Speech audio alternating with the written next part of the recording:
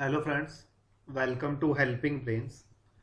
Okay, this is our seventh lecture, okay, in philosophy, and the second lecture related to Charvak philosophy. Okay, so we have already covered one lecture, okay, of Charvak. In that lecture, we have seen only the introductory part. Okay, so today we will see theory of knowledge or epistemology. Okay, so if I will say theory of knowledge or epistemology, basically it's very important from Charvak point of view because most of the time question is asked from this topic, theory of knowledge or epistemology. Why it is important? Because of the refutation of inference. Okay, we have already covered this thing, or we have already emphasized on this point in our introductory lectures, that Charvak is the only philosophy which has rejected the your validity of inference. Okay, so all other philosophical schools basically they have accepted validity of inference, but Charvak is unique in the sense that Charvak philosophers have refuted the validity of inference. Okay, so that's why it is exclusive. In last class we just covered the introductory part. Okay, so we have seen how Charvak philosophy developed.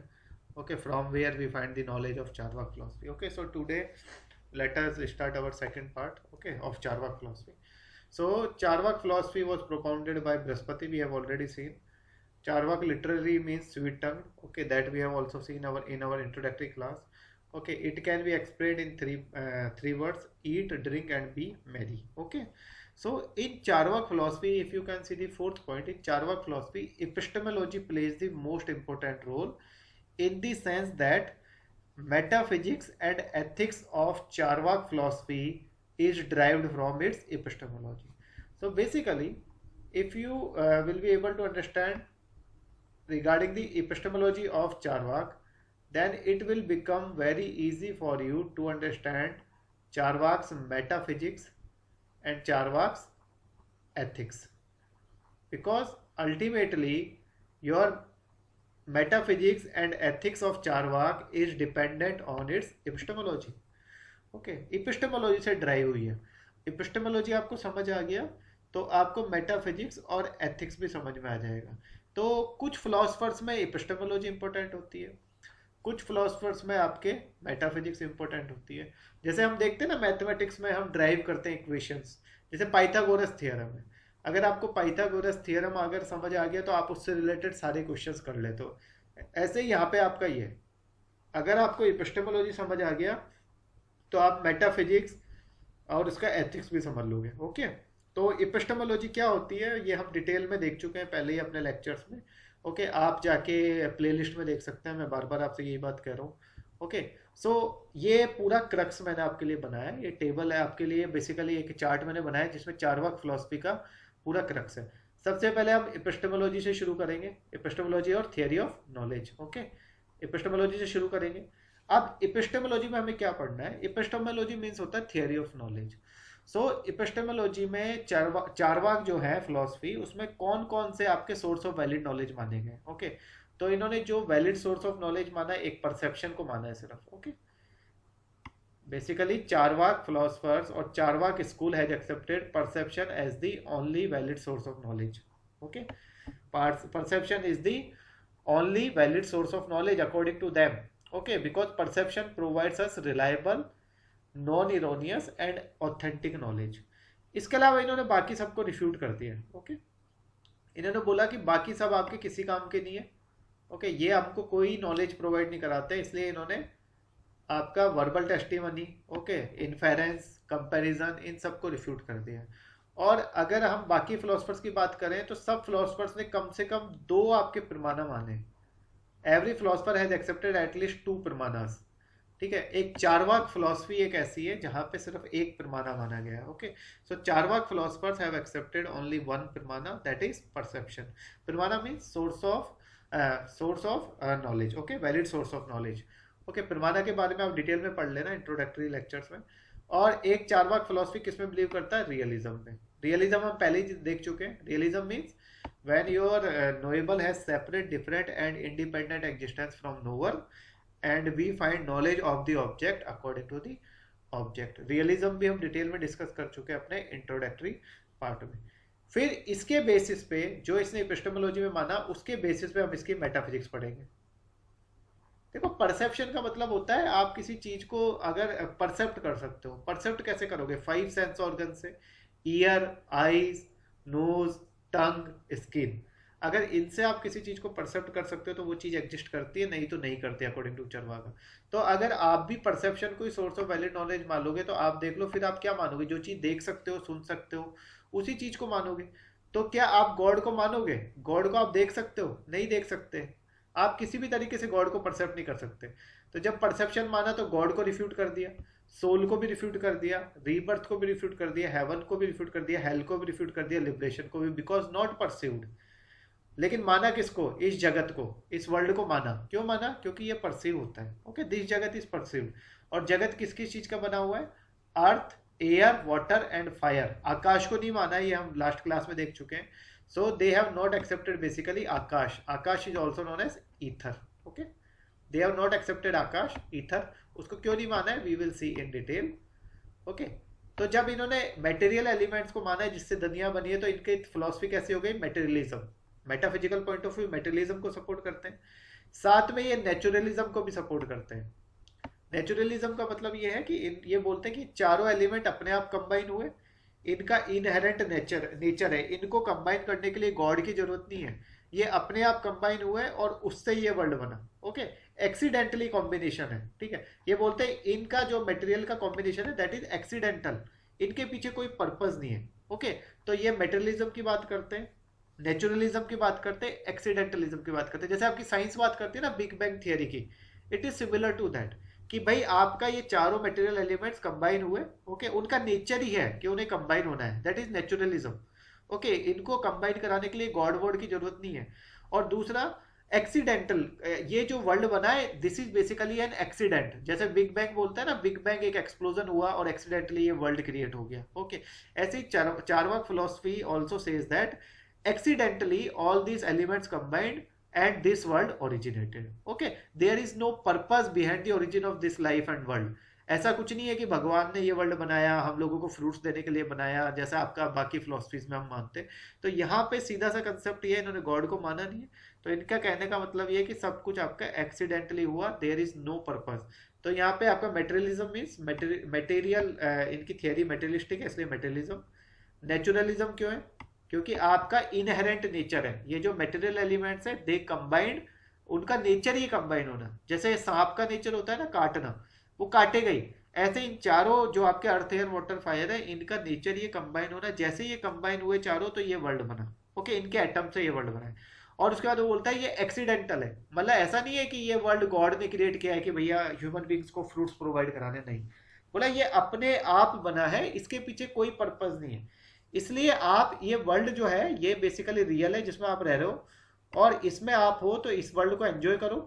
ठीक है, pleasure लो, क्योंकि इसके अलावा और कोई चीज exist नहीं करती। ना गॉड एग्जिस्ट करता है, ना हेवन एग्जिस्ट करता है, ना हेल एग्जिस्ट करता है। All these things are imaginary according to Charvaka philosophy. इनमें से कुछ भी एग्जिस्ट नहीं करता है। हम आगे इनको डिटेल में पढ़ेंगे कि कैसे रिफ्यूट किया है। ओके, सीधी सी बात है, अगर आप परसीव नहीं, अगर आपने परसेप्शन को सोर्स ऑफ वैलिड नॉलेज माना है तो जो परसीव कर सकते हो उसी को मानोगे, बाकी तो आप परसीव कर ही नहीं सकते। ओके, जैसे अभी अगर मैं, आप मुझे सुन रहे हो तो मुझे, मेरी नॉलेज आपको कैसे मिल रही है? आप कानों से सुनते हो, तो आप कानों से सुन रहे हो तो ये वर्बल टेस्टिमनी आप यूज कर रहे हो। ठीक है, लेकिन चारवाक जो फिलोसफी है उसने सिर्फ परसेप्शन को माना है। ओके, और परसेप्शन में भी इसने उन्हीं चीजों को माना है, सुनने में भी वही चीजें ये सही मानेगा जो बेसिकली इसने पहले से वेरीफाई कर रखी हो।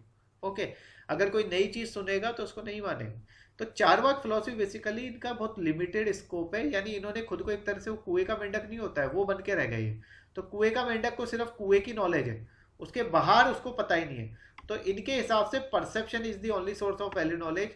तो जो चीजें मैं देख सकता हूँ, अपनी तरफ से वेरीफाई कर सकता हूँ, उन्हीं को मानूंगा, उसके अलावा मैं किसी चीज को नहीं मानूंगा। तो गॉड को तो कोई नहीं देख सकता। ओके, और अगर कोई देख भी सकता है तो उसका अपना सब्जेक्टिव वेरिफिकेशन होगा। अब अगर कोई मुझसे बोले कि आप गॉड को देख सकते हो, तो गॉड को आप ऐसे कैसे, और अगर खुद देख भी सकते हो तो क्या आप दूसरे को भी दिखा सकते हो? Not possible. तो ऐसी god, soul, rebirth, heaven, hell, ये चीजें परसीव तो नहीं की जा सकती। तो चारवाक फिलोसफी ने परसेप्शन को सोर्स ऑफ वैलिड नॉलेज माना है, तो इस हिसाब से उसने इन सब चीजों को रिफ्यूट कर दिया। आगे हम इन चीजों को डिटेल में देखेंगे। तो अभी के लिए आप देखो कि बेसिकली परसेप्शन को सोर्स माना, इसलिए ये सारी चीजें आपकी रिफ्यूट हो गई। ओके, क्योंकि चारवाक उन्हीं चीजों को मानता है जो वो परसीव कर सकता है। ओके, जैसे चारवाक से अगर आप बोलोगे कि अगर वो रूम में बैठा है, आप उससे बोलोगे कि बाहर टाइगर खड़ा है, तो वो नहीं मानेगा, वो जाके देखेगा पहले उसको। मतलब वो पहले चेक करेगा, जब तक प्रूफ नहीं होगा, जब तक वो परसीव नहीं करेगा, तब तक वो उन चीजों को नहीं मानेगा। ये कहने का मतलब है। तो चारवाक फिर गॉड को कैसे आप परसीव कर सकते हो? नहीं कर सकते। ओके, तो ये सिंपल सा कंसेप्ट है। परसेप्शन को सोर्स माना, ठीक है। जैसे फॉर एग्जांपल हमने इंट्रोडक्टरी क्लास में इस चीज को डिटेल में पढ़ा है, और ज्यादा डिटेल में नहीं जा रहे, आगे चीजें कवर होंगी। अब इसी का इंप्लीकेशन आप एथिक्स में देखो, ठीक है। जब चारवाक ने भगवान को नहीं माना, सोल को नहीं माना, हेवन को नहीं माना, तो क्या वो लिबरेशन की बात करेगा? तो जब लिबरेशन की बात नहीं कर रहा, मतलब आपको मुक्ति नहीं चाहिए, तो मोरल ड्यूटी करने की जरूरत है। हम अच्छे कर्म क्यों करते हैं? ताकि हमें मुक्ति मिल जाए। तो फिर चारवाक ने बोला कि जब लिबरेशन की जरूरत नहीं है, लिबरेशन होता ही नहीं है, क्योंकि लिबरेशन कब होगा? जब आप बेसिकली सोल को मानोगे, क्योंकि लिबरेट कौन होता है? सोल लिबरेट होती है, बॉडी थोड़ी ना लिबरेट होती है। तो उसने सोल को ही नहीं माना, तो लिबरेशन मानने की बात ही पैदा नहीं होती है। तो इस वजह से चारवाक ने फिर बोला कि मोरल ड्यूटी करने की कोई जरूरत नहीं है, धर्म करने की कोई जरूरत नहीं है। उसने बोला सिर्फ अर्थ यानी पैसा, और काम यानी फिजिकल प्लेजर, इन दो चीजों को माना कि यही दो चीजें होती हैं, ऐश करो। और उसने बोला ना तो धर्म की जरूरत है मोरल ड्यूटी की, और जब मोरल ड्यूटी करने की जरूरत नहीं है, क्यों जरूरत नहीं है? क्योंकि लिबरेशन जैसी कोई इस दुनिया में चीज ही नहीं होती है। ओके, तो देखा आपने, हम इपिस्टेमोलॉजी से आपके मेटाफिजिक्स पे आए, और मेटाफिजिक्स से उसकी एथिक्स पे आए। तो उसकी जो एथिक्स और मेटाफिजिक्स है, अगर आप देखो तो वो किसकी वजह से है? क्योंकि उसने परसेप्शन को सोर्स माना है। तो सिर्फ परसेप्शन को अगर उसने valid only valid source of knowledge माना है, तो उस बेसिस पे तो आप कह सकते हो कि भाई परसेप्शन, अगर मैं चीजों को परसीव करके मानूंगा, तो फिर god, soul, rebirth, heaven, hell, ये परसीव हो ही नहीं सकती। और जब लिबरेशन की बात ही खत्म हो गई, तो मोरल ड्यूटी की बात भी खत्म हो जाती है। इसलिए कहा जाता है कि Charvaka philosophy finally कल्मिनेट्स into hedonism. This is hedonism. Hedonism मतलब आप सिर्फ मेटेरियलिस्टिक चीजों की बातें कर रहे हो, अर्थ और काम की बात कर रहे हो ना, बॉडी से रिलेटेड। आप धर्म और मोक्ष की बातें नहीं कर रहे हो। Okay, so this is basically crux of Charvaka philosophy. Now we will see all these things in detail. Okay, तो सबसे पहले हम एपिस्टेमोलॉजी और थियरी ऑफ नॉलेज देख लेते हैं चारवाक की। ओके, तो अगर आप देखो तो Charvaka theory begins with epistemological discussion. Okay, theory of knowledge epistemological discussion से शुरू होती है। According to Charvaka, perception is the only valid source of knowledge. Perception को सिर्फ उसने वैलिड सोर्स माना है। They have refuted all other pramanas. Pramanas means source of valid source of knowledge. Okay, pramana means source of knowledge. That I have already defined in introductory lectures. Pramana means source of knowledge. So valid source of knowledge. So they have refuted other pramanas such as inference, verbal testimony, comparison. इन तीनों को refute किया है। कैसे refute किया है? We will see in detail. Perception अब define कैसे किया है उन्होंने? Sense object contact. Perception is sense object contact. जैसे अभी आपके सामने, जब आप इसको देखोगे वीडियो को, तो आपके सामने स्क्रीन दिख रही होगी, आप लैपटॉप पे हो या मोबाइल पे हो, तो आपके जब स्क्रीन के साथ आपकी आंखें कांटेक्ट में आएंगी, then you will find the knowledge. तो बेसिकली आप अभी, जैसे मैं इस स्क्रीन को देख रहा हूं, तो स्क्रीन पे जो लिखा हुआ है वो मैं कैसे देख रहा हूं? अपनी आईज से। तो आईज से देख रहा हूं, आईज से मुझे नॉलेज मिल रही है। तो आईज से जो नॉलेज मिलती है वो कहता है विजुअल परसेप्शन। ओके, अभी आपको आईज से नॉलेज मिल रही है, इट इज विजुअल परसेप्शन। लेकिन जब आप इस वीडियो को देखोगे, तो आप देखोगे भी और साथ में सुनोगे भी। तो ईयर से जो नॉलेज मिलेगी वो कौन सा होगा? आपका ऑडिटरी परसेप्शन। तो देखो, जब आप सुनोगे तो मेरी साउंड जो होगी वो आपके कान के कांटेक्ट में आएगी ना, तो सेंस ऑब्जेक्ट कांटेक्ट हो रहा है ना। ऐसे ही आपका जब आईज आपकी कांटेक्ट में आ रही है लैपटॉप या मोबाइल के, तो आपका कांटेक्ट हो रहा है ना। यानी कि जब आपके सेंस ऑर्गन्स, यानी ईयर, आईज, नोज, ठीक है, टंग, स्किन, ठीक है, ये सब जब किसी ऑब्जेक्ट के कांटेक्ट में आते हैं, जैसे आपकी टंग अगर मान लो नमक खाया, तो नमक का टेस्ट अलग बता देती है, मीठे का टेस्ट अलग बता देती है, खट्टे का टेस्ट अलग बता देती है, ठीक है, स्वीट का टेस्ट अलग बता देती है। कुछ भी आप खा लो, टंग आपकी तुरंत टेस्ट बता देती है, ठीक है। तो टंग, स्किन अगर आपकी काली, अगर उस पर गर्म पानी डालोगे तो वो बता देगी तुरंत। आपने किसी गर्म चीज को टच कर लिया तो स्किन से आपको वो पता चल जाता है गर्म है ठंडा है। यानी जब आपका कोई भी सेंस ऑर्गन, जो 5 सेंस ऑर्गन है, आगे बात करेंगे, वो जब भी ऑब्जेक्ट के कांटेक्ट में आता है, तो उससे आपको जो नॉलेज मिलती है उसे कहते हैं perception. Okay, is it clear? When sense organs come into contact with an object, then the knowledge gained is known as perceptual knowledge. अब 5 सेंस ऑर्गन्स है हमारे, कौन कौन से? Ear, nose, skin, tongue and eye. तो okay, और इनके basis पे आपको परसेप्चुअल नॉलेज भी 5 तरह की मिलेगी. वो 5 तरह की कौन सी है? अगर आपको आईज से मिल रही है that is visual perception, year से मिल रहा है ऑडिटरी परसेप्शन, जैसे अभी आप वीडियो देखोगे ये तो आई से देखोगे, ईयर से सुनोगे ऑडिटरी परसेप्शन. नोज, आप कोई चीज भी, जैसे आपको स्मेल पता चल जाती है ना कहीं पे, आपका अगर कोई अच्छी स्मेल है, किसी भी चीज का फ्रेग्रेंस पता चल जाता है आपको, तो ऑल फैक्ट्री, क्योंकि तब आपकी वो स्मेल आपके कांटेक्ट में आती है नाइस के नोज के में. तो sense object contact is must. Skin, मैंने अभी आपको बताया टेक्चुअल परसेप्शन, किसी भी चीज को गर्म को टच कर दोगे तुरंत पता चल जाएगा, ठंडी को टच कर दोगे तुरंत पता चल जाएगा. टंग, आपकी टंग टेस्ट बता देती है, दैट इज गस्टेटरी परसेप्शन. तो चारवाक ने बोला कि ये 5 तरह के परसेप्शन होते हैं, इनसे जो नॉलेज मिलेगी वो आपकी नॉलेज वैलिड है. इनके अलावा कोई भी नॉलेज होगी that is not valid. Okay, तो अगर आप चारवाक को बोलो भगवान एग्जिस्ट करता है, तो भगवान अब इनमें से किसी चीज से आपका प्रूव नहीं होता है, इसलिए चारवाक ने भगवान को नहीं माना. ओके, सो चारवाक फिलोसफर्स, यहाँ पीपी जो है आपका, पीपी ये शॉर्ट है आपका फिलोसफर्स के लिए. Okay, so Charvaka philosophers have accepted perception as the only valid source of knowledge because according to them it provides, ये ध्यान रखना, it provides reliable, authentic and non-erroneous knowledge. उनके हिसाब से ये परसेप्शन में खास बात है, ये चीज बाकी चीजों में प्रेजेंट नहीं है. ओके, इसलिए आपकी जो ये नॉलेज है, इसलिए उसने परसेप्शन को माना है. This type of knowledge that is reliable, authentic and non-erroneous is not provided by any other pramana. Pramana means valid source of knowledge. Therefore, Charvak philosophers have accepted perception as the only valid source of knowledge. उनके हिसाब से ऐसी knowledge बाकी चीजों में नहीं मिलती है, बाकी इन्फेरेंस, वर्बल टेस्टिमोनी, कंपैरिजन उनसे नहीं मिलती है. इसलिए चारवाक फिलोसफर्स ने उन चीजों को रिफ्यूट कर दिया है. Okay, so after accepting perception as the only valid source of knowledge, Charvak philosophers have refuted other sources of valid knowledge, that is Pramanas, because they believed that those Pramanas are unable to provide us reliable and authentic knowledge. Okay, so UPSC has in the past UPSC asked one question. Basically, one question was framed by UPSC: why perception is the only valid source of knowledge? Only valid source of knowledge for Charvakas. Okay, so answer is this one: because others does not provide reliable, authentic and non-erroneous knowledge. Okay, तो Charvaka philosopher जो है उन्होंने basically perception को ही source माना है, क्योंकि बाकी और चीजों में ये प्रेजेंट ही नहीं है. जो आपकी रिलायबिलिटी है, ठीक है, जैसे आपको कोई बोले कि गोल्डन माउंटेन एग्जिस्ट करता है, मानोगे आप गोल्डन माउंटेन एग्जिस्ट करता है. लेकिन मैं आपको बोलूं कि भाई काऊ एग्जिस्ट करती है, तो काऊ एग्जिस्ट करती है, आपने देखी है काऊ? तो चारवाक यही सेम बोलता है कि जो चीज मैंने देखी है, सुनी है, खाई है या स्किन से फील की है, गर्म ठंडा, उनको मैं मानूंगा. उसके अलावा जो चीजें मैंने परसीव नहीं की उनको मैं नहीं मानूंगा. This is the basic point of Charvaka philosophy. Okay, basic concept of Charvaka philosophy. If I can perceive something using sense organs, then I will believe that thing exist. If I am unable to perceive anything using sense organs, then I will say that that thing does not exist. Okay, because they have accepted perception as the only valid source of knowledge. Okay, so in this regard, it is noteworthy that they have refuted inference, and this refutation is unique in the sense that other philosophers have accepted at least 2 pramanas. Okay, सबने 2 कम से कम माने, इन्होंने सिर्फ एक ही माना, इसलिए इनका इनफेरेंस सबने माना है. सबने 2-2 माने कम से कम, तो 2 कौन से मानोगे? परसेप्शन और इनफेरेंस, इसकी हम बात कर चुके हैं कि 2 माने तो शुरू के 2 माने. लेकिन चारवाक एक ऐसा फिलोसफर है जिसने इनफेरेंस को रिफ्यूट किया है, जो सब फिलोसफर्स ने माना है. That's why Charvaka refutation of the validity of inference is unique.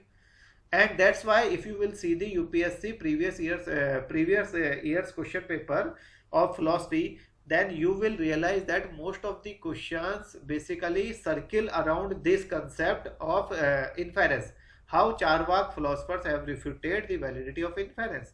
So there are 2 exclusive things related to Charvak philosophy. One is refutation of inference, second is refutation of Akash, ether.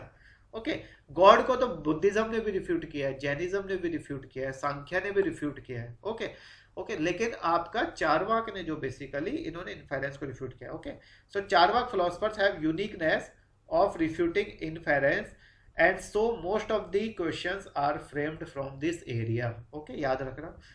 अब आपका refutation of inference, पहला हम topic पढ़ते हैं चारवाक का, कैसे इन्होंने inference को रिफ्यूट किया है। It is very very important topic. Okay, it is very very important topic, star mark कर लेना इसको। Okay, very very important topic. So inference is also called as अनुमाना। ठीक है, बेसिकली इन्फेरेंस को अनुमान भी बोलते हैं, अनुमान। ओके, जैसे कैसे मैं आपको बताता हूँ। जैसे मान लो आपने न्यूज़पेपर में कोई न्यूज़ पढ़ी और न्यूज़पेपर में लिखा आया कि जैसे आपका मान लो कोई कॉलेज है, जैसे कि आपका वाजीराम एंड रवि मान लो, ठीक है, वाजीराम एंड रवि आपका कोचिंग इंस्टीट्यूट है। वो जब अपना ऐड देता है तो उसमें वो फोटो छापता है बहुत लोगों के कि ये हमारे यहाँ से सेलेक्ट हुए। अब जब आप वाजीराम तो पढ़ने नहीं गए, अगर आप वाजीराम पढ़ने जाओगे वहां पढ़ के आप देखोगे तो वो तो परसेप्शन हो गया। लेकिन आप वाजीराम पढ़ने नहीं गए, आप वो न्यूज़पेपर को देख के, इनके नाम देख के आप क्या उससे क्या करोगे, आप क्या गैस करोगे, क्या इन्फर करोगे। आप ये इन्फर करोगे कि जब इतने लोग अगर सेलेक्ट हो रहे हैं तो Vajiram is a very good coaching institute. This is inference. You basically infer this thing from newspaper. आपने डायरेक्टली कोचिंग नहीं की, वहां पे परसीव नहीं किया, तो आपने अनुमान लगाया। क्या अनुमान लगाया उस रिजल्ट को देख के? That Vajiram is a very good coaching institute. So inference is also called as anuman. So अनुमान आपका दो वर्ड से मिलकर बना है, अनु एंड माना। ओके, अनु का मतलब होता है आफ्टर एंड माना मीन्स नॉलेज। ओके, सो अनुमान मीन्स आफ्टर नॉलेज। अब आफ्टर नॉलेज का मतलब आपको जो नॉलेज बाद में मिली। तो आफ्टर नॉलेज का मतलब है the knowledge which is based on some prior knowledge, जो किसी पहले वाली नॉलेज पे बेस्ड हो।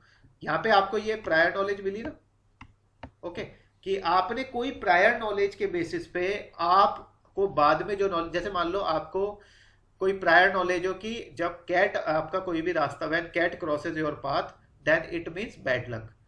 अब आप जा रहे हो, अचानक से कैट ने आपका रास्ता क्रॉस किया, आपके दिमाग में आएगा बैड लक। क्यों? क्योंकि पहले से आपके दिमाग में एक प्रीवियस नॉलेज थी। तो प्रीवियस नॉलेज के बेसिस पे आप बोल रहे हो कि ऐसा होगा। तो आफ्टर नॉलेज मीन्स अनुमान आपकी आफ्टर नॉलेज है, means knowledge which is based on some prior knowledge. Okay, so therefore अनुमान means after knowledge, that is knowledge which is based on some prior knowledge. और ये प्रायर नॉलेज होती है, ये भी दो तरीके की होती है। ओके, एक होती है perceptual knowledge. Okay, perceptual knowledge जो आपने पहले से परसीव कर रखी हो। जैसे मान लो आपने पहले से देख रखा हो कि गाय आपकी सफेद होती है, तो जब आप गाय को देखोगे दोबारा तो आप पहचान जाओगे ये गाय है, या आपने गाय के फीचर्स देखे हो कि ये गाय है। तो पहले से जो परसेप्चुअल नॉलेज आपने ले रखी हो कि ऐसी चीज होती है, जब आपको दोबारा देखोगे उसको पहचान जाओगे, that is your perceptual knowledge. Okay, second is your व्याप्ति knowledge. This is important. Okay, you have to remember this word, व्याप्ति नॉलेज। व्याप्ति नॉलेज ही एक ऐसी चीज है जिसपे आपका पूरा इन्फेरेंस बेस्ड है। ओके, जैसे अभी मैंने बोला ना, जब बिल्ली रास्ता काटेगी तो आपका काम बिगड़ेगा।